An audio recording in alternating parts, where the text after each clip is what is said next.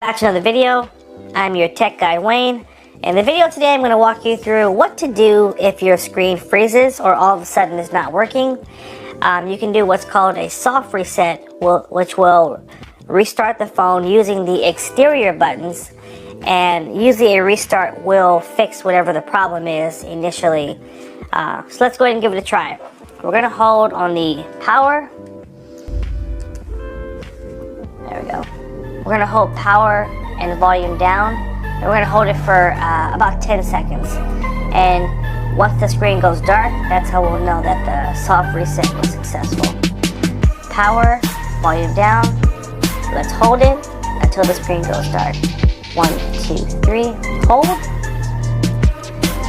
And it will take you to this menu. Just keep holding the volume down and power button. And once the screen goes dark, let go of the buttons. Give the phone a few seconds and you should see it automatically restart, just like that. If it doesn't come on after about 10 seconds of going dark, just hold the power button and that will then turn it on. Doing a soft reset will not hurt your phone or mess up the settings. It literally is the equivalent of taking the battery out and putting it back in. For those of you that remember phones 5 years ago, if the phone was glitching or the screen wasn't working properly, you would just take the battery out, put it back in, and then that would restart the phone. So guess what? Phones like these, the battery is sealed inside. You cannot take the battery out. So now they have this new option, which is the soft reset.